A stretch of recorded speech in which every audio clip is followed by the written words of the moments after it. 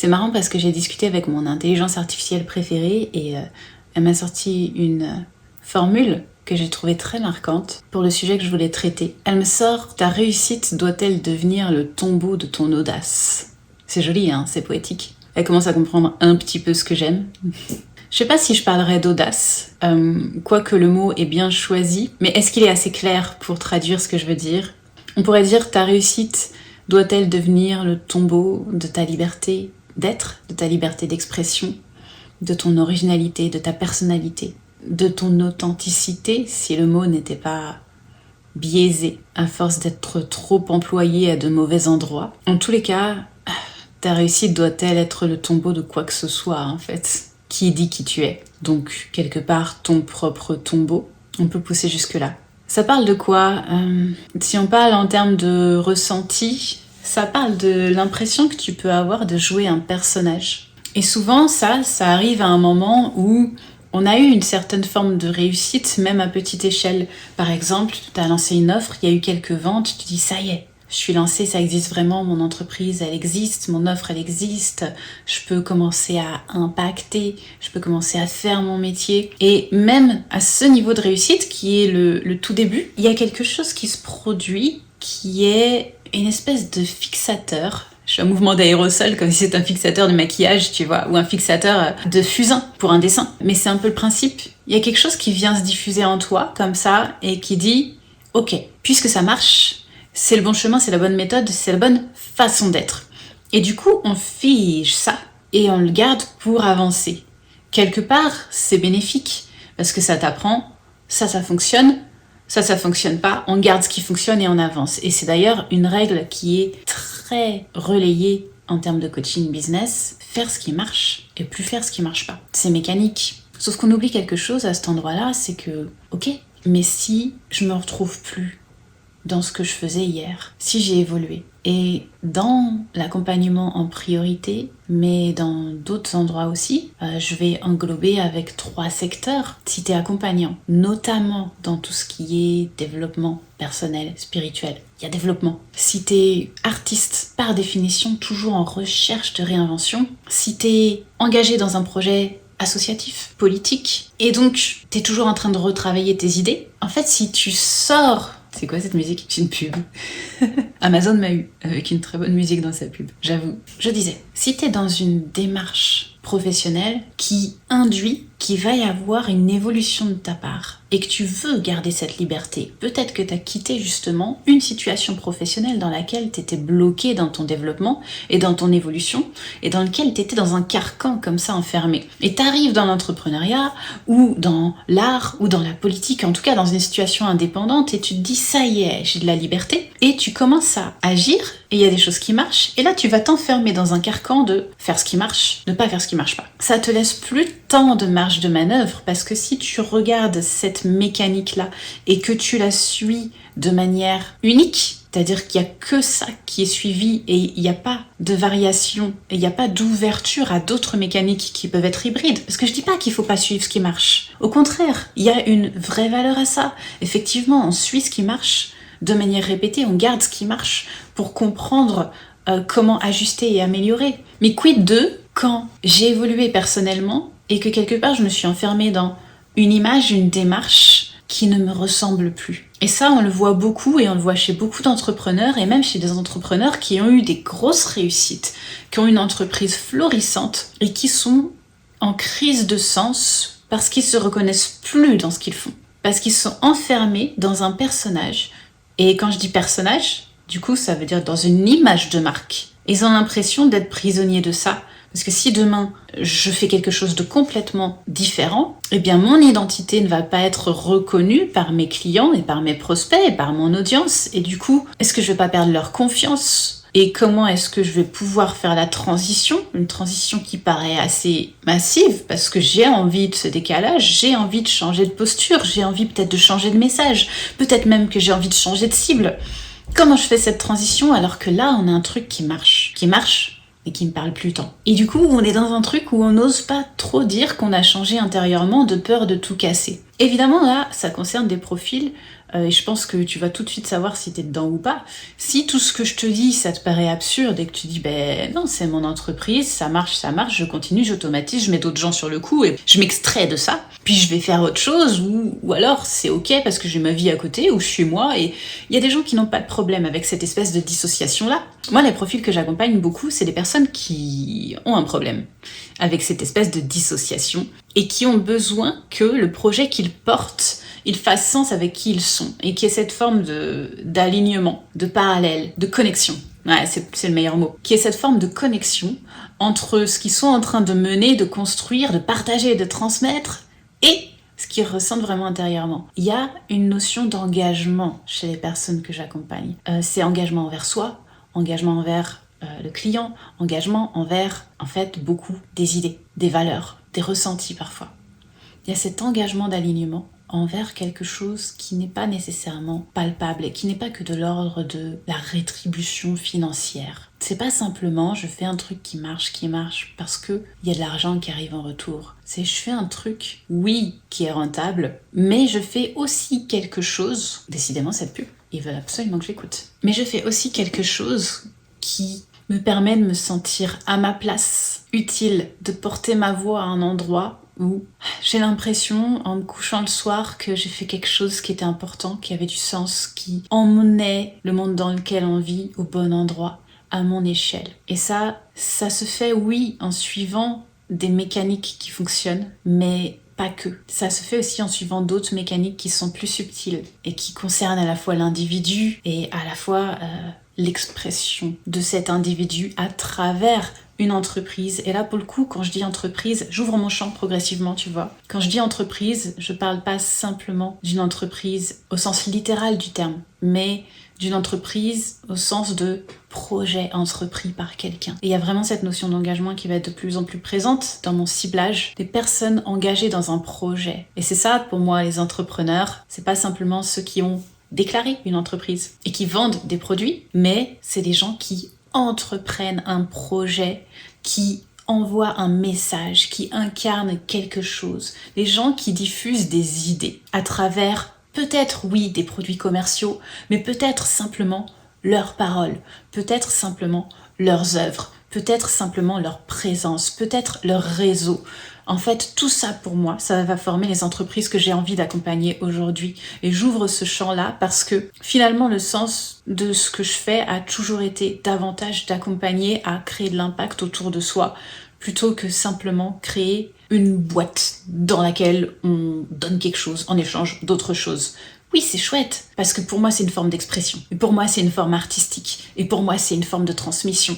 Et je mets ça dans ce même package, parce que pour moi, les entreprises, au sens littéral du terme, pour le coup, ont besoin de mettre plus de sens dans qu'est-ce que ça veut dire les dynamiques qui se créent entre elles et l'extérieur, et quel impact elles ont dans le monde avec leurs petits produits, et que ce soit un sac à main ou un stylo, j'en ai rien à foutre. Tu peux y mettre du sens, et tu peux envoyer un message qui va dans le bon sens avec ton produit. Demain, tu vends du papier toilette, mais demande-moi de t'accompagner, il n'y a pas de souci, parce qu'on va y mettre du sens et tu sauras que tu fais quelque chose qui est utile et qui va dans le sens de tes valeurs. Il n'y a pas de limite, en fait, à la forme que tu peux donner à ton engagement. C'est ça que je veux te dire.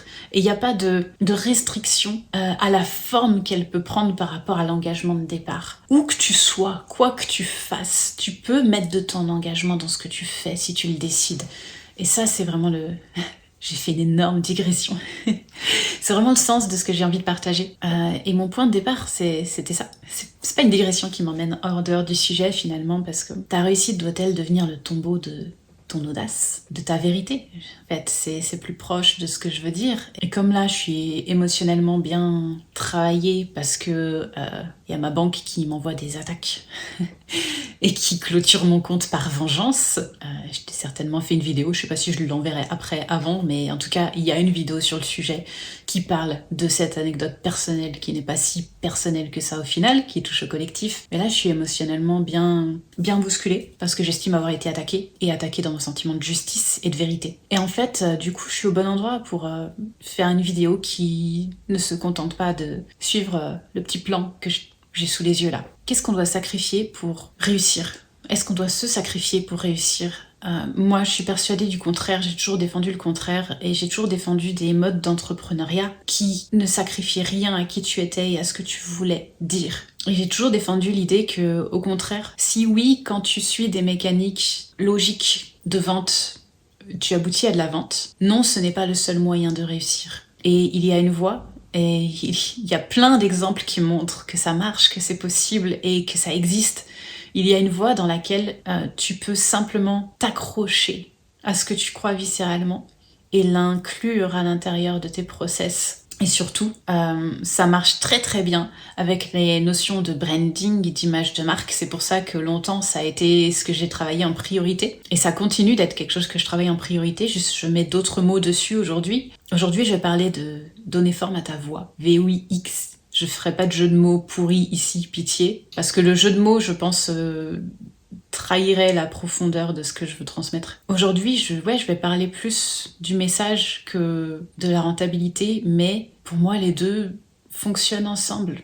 En réalité, à partir du moment où tu cherches à tout prix à avoir de l'impact avec ton message et où tu recentres le propos de ton entreprise là-dessus, ton message peut prendre la forme de quelque chose de monétisé, effectivement, parce qu'on a des objectifs, et tu peux poser des objectifs, et c'est légitime de poser des objectifs chiffrés, et c'est légitime d'avoir un système d'entreprise qui te permet de gagner correctement ta vie, et de valoriser ce que tu transmets, ce que tu vends. C'est normal, tu donnes de la valeur et en retour, tu attends simplement de vivre correctement dans la société dans laquelle on est. Et la société dans laquelle on est, elle te demande d'avoir de l'argent pour pouvoir survivre et pour pouvoir vivre au-delà de la survie. Donc c'est normal et c'est inclus et ça fait partie de ce qui est important. Sauf que ça, si tu le regardes seul, tu te retrouves exactement dans la situation que je viens de décrire, c'est-à-dire que tu vas camoufler tout ce qui finalement est beaucoup plus important dans ton système, qui est de te respecter. Respecter qui tu es, respecter tes valeurs, être au bon endroit, être à ta place, te sentir épanoui, te sentir fier.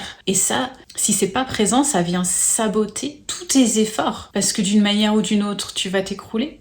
Encore une fois, parce que tu es d'un certain profil, un profil qui ne sait pas transiger avec la vérité. Il y a des personnes qui savent transiger avec la vérité. C'est des personnes qui peuvent arriver très très haut. Pourquoi? Tout simplement parce que on nous fait croire que c'est la seule manière d'y arriver. Et donc ceux qui savent jouer à ce jeu de dissociation vont faire ce qui marche, continuer à faire ce qui marche, peu importe l'éthique, peu importe les dégâts, peu importe les conséquences, peu importe à quel point c'est nuisible, et créer des empires sur cette base-là, qui ne s'encombrent pas de regarder s'ils écrasent des gens au passage, s'ils perturbent des marchés financiers au point que ça n'ait plus de sens, s'ils perturbent des économies entières de pays, s'ils ont une incidence néfaste sur des systèmes politiques, si leurs lobbies ne viennent pas contrevenir à la démocratie, tu vois. Tout ça, ils s'encombrent pas. Et on nous fait croire que c'est la seule manière de réussir, et qu'il faut à tout prix entrer dans des dynamiques malsaines et écraser les gens. Et du coup, tu vois des gens qui sont naturellement ok avec ça, qui montent facilement de manière fluide. Tu vois des gens qui se forcent à entrer là-dedans parce qu'ils ont peur de ne pas réussir et de se retrouver du côté des opprimés. Et tu vois toute une partie des gens qui sont fatalistes et qui se disent « j'y arriverai jamais parce que je suis incapable de faire ça ». Et du coup, la réussite n'est pas pour moi. Et du coup, tous ceux qui sont en haut sont des cons et on rentre dans une espèce de clivage là où le chef d'entreprise est un connard, forcément, et le politique qui a du pouvoir, c'est un connard, et quand tu réussis, c'est qu'il y a un truc pas clair. Tu les connais, ces croyances-là. Pourquoi elles sont ancrées ? Parce que, on observe que ça a l'air de fonctionner comme ça. Mais est-ce qu'on observe les contre-exemples ? Ceux qui nous montrent que, en fait, on n'est pas obligé d'être dans ce type de sacrifice de son éthique et de son honnêteté et de son empathie. On n'est pas obligé de sacrifier ça pour réussir aujourd'hui. On a plein de moyens d'y arriver autrement et d'y arriver en étant pile là où nos valeurs nous demandent d'être. Ça demande par contre de sortir toutes les 2 secondes, les pubs là. Ils sont forts, hein. Avant, tu pouvais, quand il y avait une pub YouTube, tu actualisais la page et une fois sur 2, ça te switchait la pub et tu revenais à ta musique, tu vois. Maintenant, quand tu réactualises la page, ça te switch la pub sur laquelle c'était, mais ça te met une pub YouTube Premium. Ils sont forts, ils ont trouvé la parade. Donc le sacrifice de tes valeurs n'est pas obligatoire. Ta réussite ne te demande pas nécessairement d'enterrer qui tu es, d'enterrer le mouvement.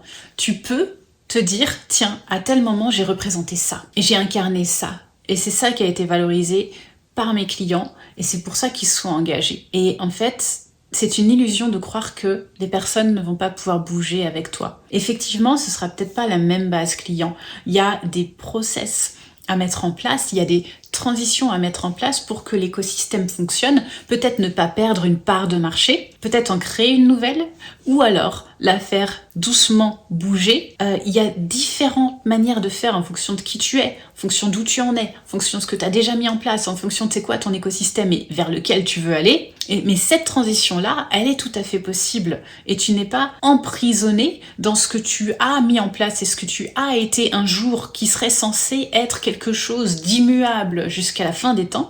Non, tu n'es pas emprisonné.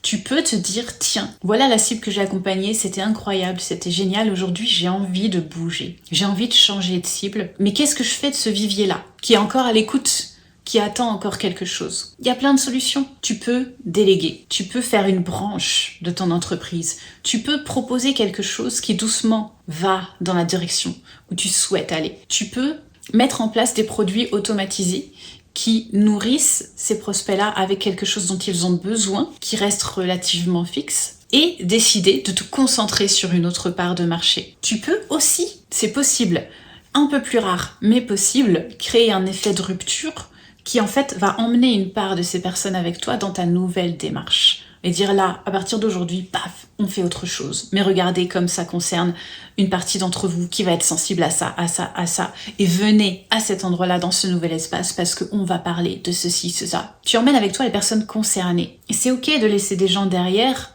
s'ils ne correspondent pas à ta nouvelle ligne. Et ça, c'est quelque chose, je vois, qui est difficile pour pas mal d'entrepreneurs de se dire oh, il y a des gens prêts à acheter, mais j'ai plus envie de leur donner ce qu'ils demandent. Et cette demande-là ne concerne plus ce qui est important pour moi. Par contre, j'ai le feu pour aller dans cette direction et répondre à une autre demande. Mais là, est-ce que je fais pas une erreur? Est-ce que je suis pas en train de perdre une possibilité de réussite? Oui et non. Un truc que je dis souvent, et je pense que c'est là-dessus que je vais terminer la vidéo, c'est pas parce que tu vois un potentiel que t'es obligé d'y aller. La malédiction, on va dire, de certains profils, c'est la capacité à avoir beaucoup de potentiel. Tu vois le potentiel qu'il y a là, dans ce que tu as commencé à construire. Mais tu vois aussi le potentiel de ce que tu aurais pu faire si tu avais pris une autre voie. Et du coup, ça te reste en tête, comme une espèce d'inachevé. Et tu vois aussi un autre potentiel qui s'ouvre, parce que tu as discuté avec un tel, que tu as un client qui est arrivé, qui était d'un autre profil, et ça a été incroyable avec lui, et du coup, cette nouvelle voie, elle te donne trop envie d'aller vers quelque chose de plus innovant, de plus challengeant, de plus grand, tu vois. Et tous ces potentiels, tu les vois de manière parallèle, et tu sais bien, tu sens bien que tu peux pas, au moment M, tous les suivre à la fois en même temps. Tu n'auras pas l'énergie, les ressources, il y a quelque chose qui n'est pas possible ici. Donc, ça devient une forme de malédiction, alors qu'à la base, c'est un super atout, un super pouvoir magique, parce que ça te donne le choix. Et là, trop de choix vient tuer le choix. Parce qu'au final, t'as quelque chose qui marche d'un côté, t'as 1 million de potentiel de l'autre côté, et tu sais pas si tu dois y aller ou pas. Parce que souvent, ce que j'observe, c'est que dans ton système, il y a quelque chose qui essaie de choisir la bonne solution. Et là, c'est la mauvaise démarche et ça peut t'amener à stagner énormément de temps. Parce que la vraie question, c'est pas de choisir la bonne solution. Il n'y a pas de bonne solution. Tous ces potentiels peuvent t'amener à une forme de réussite incroyable. Comme tous ces potentiels peuvent se planter, ça ne dépendra pas de ce que tu perçois à l'heure actuelle comme voie. Ça dépendra de facteurs qui se trouvent sur le chemin. Mais le choix que tu as à faire ne repose pas sur est-ce que ça va marcher. Et ça, c'est quelque chose qui est un peu dur à entendre et dur à appliquer pour certaines personnes. Le choix que tu as à faire repose sur dans quoi je me sens animée, dans quoi je me sens bien, dans quoi je me sens utile. Où est-ce que je mets vraiment du sens aujourd'hui, là, tout de suite, plus qu'ailleurs? Qu'est-ce qui va me nourrir à l'endroit où j'ai besoin d'être nourrie? Et ça demande une démarche qui à la fois est très égoïste et très intime, de revenir à soi et de comprendre où est ma putain de place. Et une fois que j'ai compris où est ma putain de place, bizarrement, la fenêtre de potentiel, elle va se réduire et je vais pouvoir enfin choisir et prioriser où est-ce que je veux aller. À partir de là, il y a quelque chose qui peut vraiment s'installer en termes de clarté parce que peut-être j'ai 3-4 idées de potentiel. Ça y est, j'ai réussi à réduire le champ. J'ai ma situation initiale, actuelle. Tu auras compris que je situe géographiquement cette situation-là depuis tout à l'heure. J'ai une espèce de vivier de prospects prêts à acheter ici, à qui j'ai plus trop envie de vendre des trucs. On va dire ça comme ça. Et je vais pouvoir enfin, parce que j'ai fait un choix, à partir du bon endroit, avoir une deuxième situation vers laquelle tendre, qui me donne un cap. À partir de ce cap, je peux prendre des décisions, je peux faire une transition, je peux enfin avoir quelque chose de clair en termes de process et qui est concret et qui n'est pas seulement une espèce de truc fantasmé, rêvé, un peu fouillis. Ta réussite doit-elle être le tombeau de ton audace, de ta vérité, de qui tu es? Absolument pas. Par contre, tu as besoin de clarté et c'est exactement à ça que j'accompagne.